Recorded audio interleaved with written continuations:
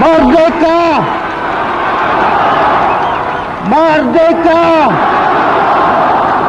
Merdeka! Merdeka!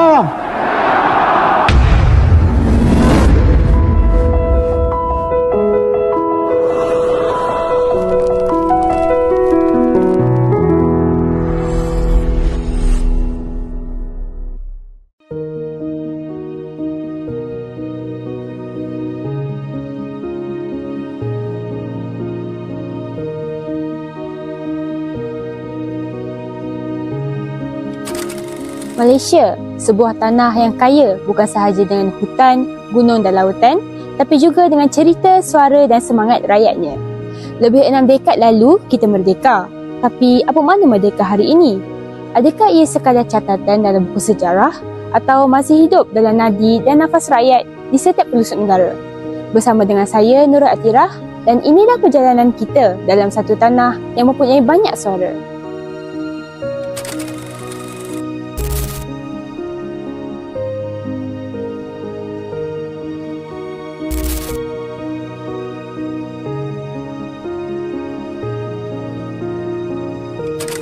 Saya kini berada di Bandaraya Bersejarah Melaka. Di sini, berbagai episod penjajahan yang telah mengubah wajah tanah Melayu. Dari Portugis ke Belanda pada tahun 1824 hingga pada akhirnya British. Kota ini menjadi saksi berbagai perjuangan rakyat tanah Melayu untuk memperjuangkan kemerdekaan. Saya bawakan kepada anda sebuah dokumentari yang menelusuri nadi perjuangan tanah Melayu. Seperti yang dapat anda lihat, di sini terletaknya kota Formosa dibina oleh Portugis pada tahun 1512 selepas berjaya menawan Melaka. Ia menjadi simbol permulaan era penjajahan di tanah Melayu. Tidak lama kemudian, kuasa Belanda mengambil alih diikuti oleh British yang terus mengukuhkan jengkaman dan jajahan mereka. Di sebalik tembok batu ini terukir kisah penentangan, pengorbanan dan semangat kebangsaan rakyat tanah Melayu pada ketika itu yang tidak pernah goyah. Nilai tempat bersejarah pada saya, macam kota Formosa ini, di kota ini tinggalan penjajah betul yang Portugis. So orang yang mari sini, kanak-kanak yang datang sini, so mereka dapat tahulah sejarah tu sebab ada papan tanda, dia ada tulis cerita bagaimana Portugis menjajah kita. So dapatlah satu pengajaran sejarah. Untuk subjek yang mereka akan belajar di sekolah juga, mereka dapat satu pengajaran lah. Mereka boleh tengok secara dekat lah macam mana cara binaan dia, macam mana mereka menjajah kita, struktur bangunan dia. So itu semua jadi macam pengajaran untuk kanak-kanak lah. Kanak-kanak dan juga untuk orang ramai lah. So ini macam memupuk nilai untuk kita bersatu padu lah. So jangan ada orang menjajah kita lagi. So ini semua macam satu pengajaran lah sejarah. Itu pendapat saya lah. Zaman kini, kota Formosa bukan hanya sekadar monumen tinggalan sejarah, malah ia turut menjadi destinasi pelancongan yang popular dan menarik. Juga membolehkan masyarakat dunia mengenali kisah penjajahan dan kebangkitan semangat kemerdekaan rakyat Malaysia.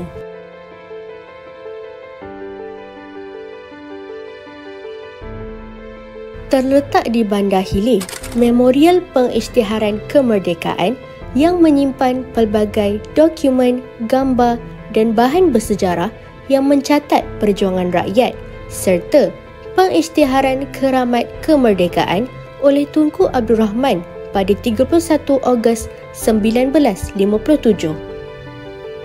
Ada terdapat pelbagai aspek ataupun faktor-faktor yang perlu dititik beratkan apabila kita nak memikirkan bagaimana hendak kita menaikkan semula isu semangat kemerdekaan ini. Dan pertamanya saya ingin mencadangkan untuk kita menaikkan semula semangat itu melalui kesedaran.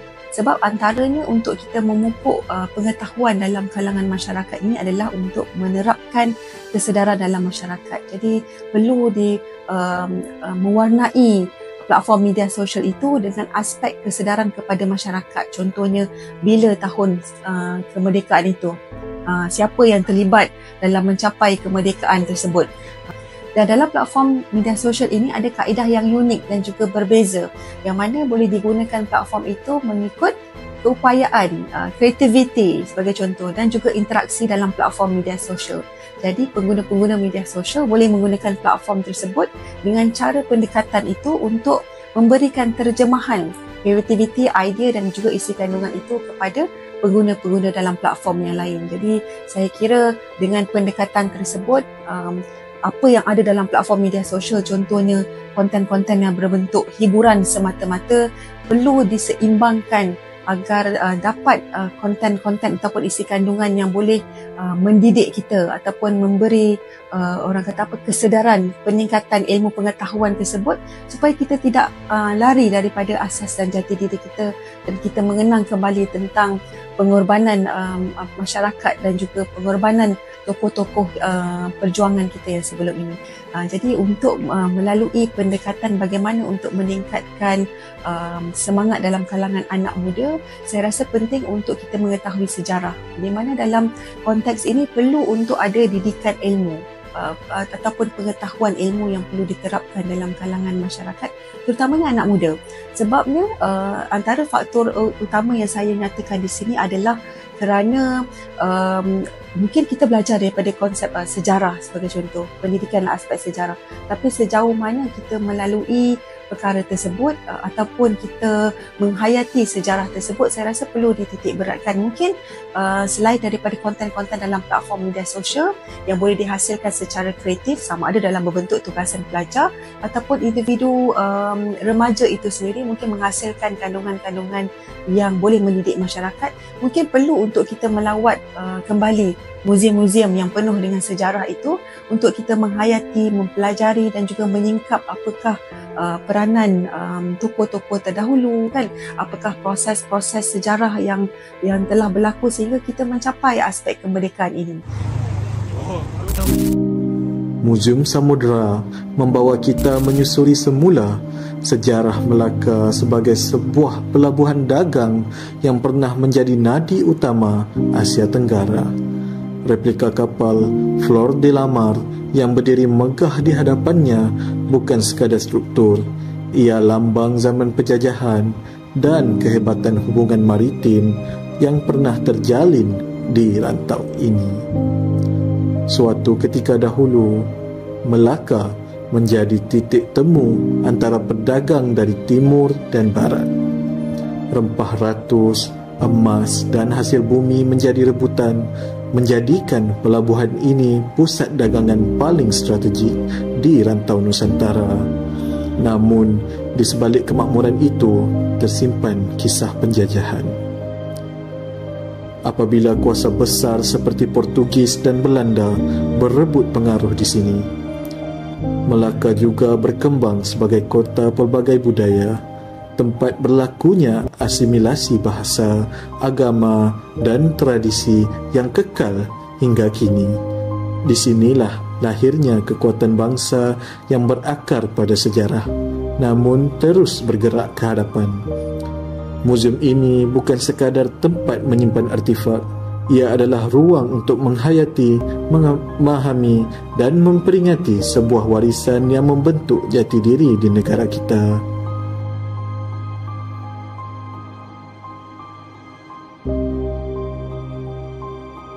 Okey, nilai tempat bersejarah ni dia ada banyak antaranya adalah nilai pendidikan. Kita boleh ajar budak-budak ni tentang sejarah-sejarah tempat itu. Yang kedua adalah nilai pelancongan. Dengan tempat bersejarah ni kita boleh jana ekonomi negara. Itu sajalah. Banyak lagi tu. Sejarah bukan sekadar catatan masa lalu. Ia mencerminkan perjalanan bangsa penuh dengan perjuangan, pengorbanan dan detik berharga yang membentuk jati diri kita hari ini. Tanpa sejarah, kita mudah lupa asal-usul dan kehilangan arah tuju. Pemahaman sejarah membantu kita menghargai nilai kebebasan dan perpaduan, serta belajar daripada kesilapan yang lalu. Ia bukan sekadar untuk dikenang, tetapi untuk menjadi panduan membina masa depan yang lebih baik. Apabila generasi baharu dibesarkan dengan kesedaran sejarah, mereka akan lebih menghargai tanah air, berjiwa patriotik dan mampu memimpin dengan bijaksana. Sejarah ialah asas kekuatan bangsa. Dengan memahaminya, kita akan terus utuh, bersatu dan yakin menghadapi masa depan. Apabila kita imbas kembali detik kemerdekaan, tidak terbayang laungan merdeka yang menggema ke seluruh negara. Tetapi kemerdekaan itu bukan sekadar bebas dari penjajah, tetapi ia juga tentang menyatukan sebuah bangsa yang berbilang kaum, bahasa dan budaya. Dari dahulu sampai sekarang, kita terus belajar untuk hidup bersama, saling menghormati dan saling memahami. Kita mungkin berbeza dari segi rupa, makanan dan kepercayaan, tapi itulah yang menjadikan Malaysia sebuah negara yang unik dan istimewa. Dalam perbezaan, kita jumpa kekuatan. Dalam kepelbagaian, kita cipta perpaduan. Dan itulah semangat yang perlu kita jaga, kerana merdeka yang sebenar hanya bermakna apabila kita terus bersatu sebagai rakyat Malaysia. I think we can apply Malaysian unity to any country. It could be German unity, it could be Mexican unity.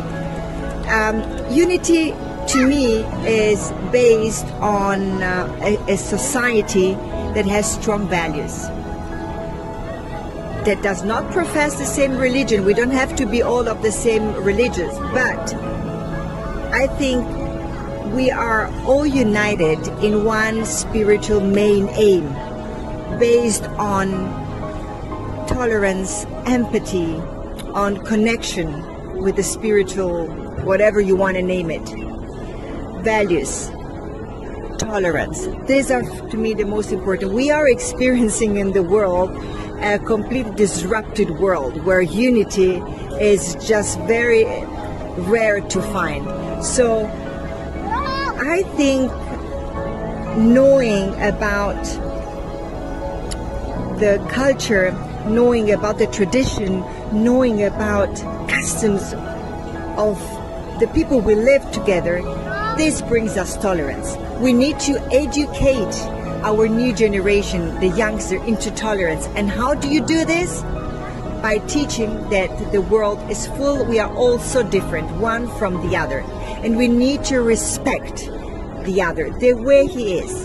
And this brings us all to unity and to peace. Dahulu, kemerdekaan bukan datang dengan mudah. Ia lahir daripada jerih payah dan pengorbanan insan-insan terdahulu yang mahu melihat tanah air ini berdiri sendiri, bebas menentukan hala tujunya. Hari ini, kita mewarisi hasil perjuangan itu. Kita hidup dalam suasana aman dan stabil, satu nikmat yang kadangkala kita lupa hargai. Dan kini, tanggungjawab menjaga kemerdekaan ini berpindah kepada generasi kita.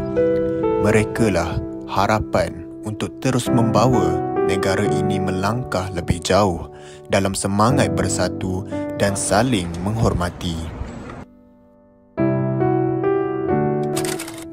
Okey, dalam konteks kemerdekaan, harapan saya kepada generasi kini adalah generasi yang sering berhadapan dengan platform digital.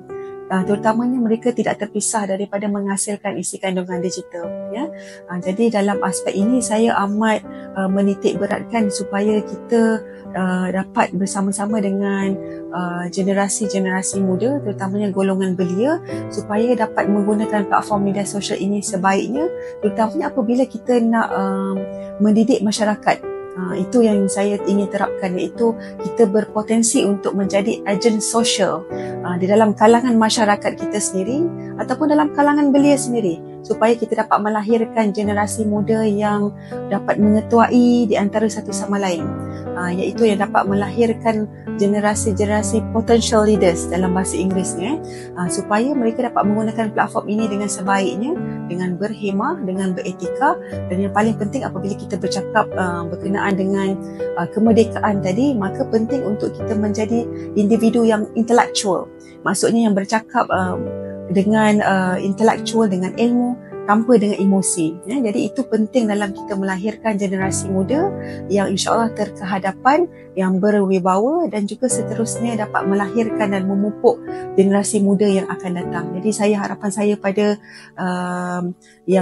generasi pada masa kini supaya dapat insyaAllah dapat membimbing dan juga dapat melahirkan generasi kepimpinan, tampuk kepimpinan yang akan datang. Leaders, saya sebutkan sini leaders, insyaAllah mudah-mudahan dapat melahirkan generasi yang cemerlang di masa akan datang, yang berupaya untuk menggunakan platform digital, kendalikan dengan hemah dan juga beretika, insyaAllah.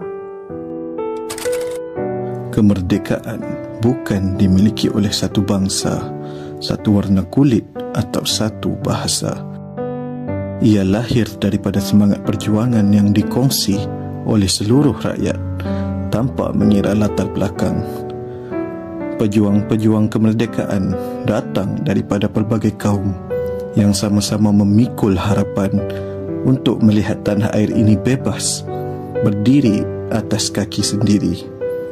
Hari ini, walaupun kita berbeza budaya, bahasa dan agama, kita hidup dalam satu nadi, Malaysia.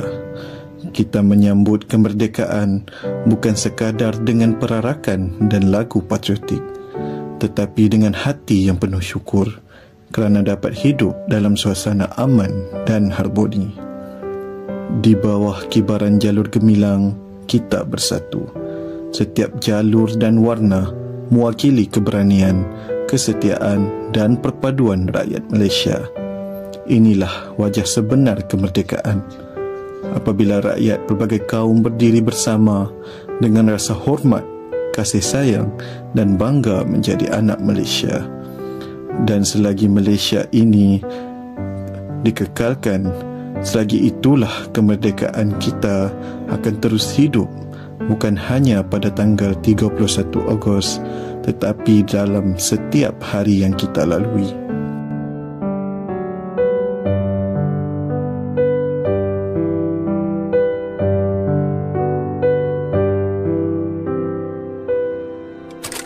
Merdeka bukan hanya tentang apa yang berlaku dulu, tapi tentang bagaimana kita terus hidup bersama hari ini.